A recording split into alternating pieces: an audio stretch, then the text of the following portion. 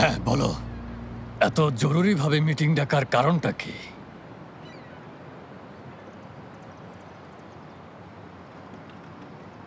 কি কেউ কিছু বলছো না কেন?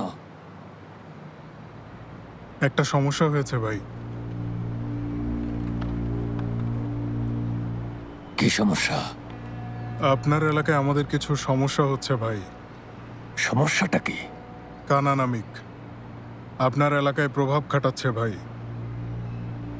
আপনি কখন আমাদের মাঝে ফিরে আসবেন, আবার কখন আগের মতো কাজ শুরু করবেন হায়দার ভাই? আমরা আমাদের জায়গা হারাচ্ছি ভাই, আমরা আমাদের ক্ষমতা হারাচ্ছি। কানানামিকের মতো এমন আরো অনেকেই আছে। ভাই, ওরা আপনাকে নিয়ে একটা কথা বলছে। কি কথা বলছে? হ্যাঁ, কি বলছে? বলছে ড্রিল করা ছেড়ে দিয়েছেন। সত্যি ছেড়ে দিয়েছি। এরপর থেকে আমি শুধু বাচ্চাদের বাবা আর বাড়ির কর্তা হয়ে থাকবো। এসব কি বলছেন হায়দার ভাই? কি বলছেন? তাই তো, কি বলছেন? এই কি ফিসফিস শুরু করেছো? তোমাদের যা বলার আমাকে সরাসরি বলো। হায়দার ভাই, আপনাকে ভালোবাসি, সম্মান করি। আপনি আমাদের বড় ভাই, কিন্তু কিন্তু কি? হ্যাঁ, কিন্তু এসব সত্যি হলে আপনাকে ইউনিয়ন থেকে সরিয়ে আপনার জায়গায় অন্য কাউকে বসাতে হবে। আপনি এই লাইনটা সবচেয়ে ভালো বোঝেন।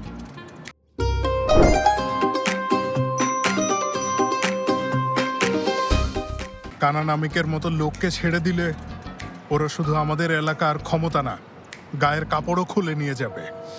এই কি বলছো তুমি? পরনের প্যান্টও আমার জন্য কিনতে পেরেছো, আর এখন সেটা হারিয়ে ফেলার ভয় আছে জেনেই আমাকে সরাতে চাইছো, তাই তো?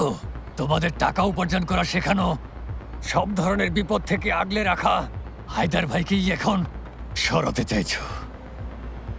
ভাই, আমরা আপনাকে সরাতে চাই না, তবে আপনি যদি এসব ছেড়ে দেন তাহলে আর কোনো উপায় নেই। আই!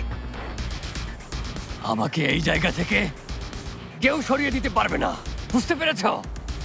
আমাকে আমার অবস্থান থেকে কেউ সরিয়ে দিতে পারবে না, না ওই কানানামিক, না ওর মতো অন্য কেউ।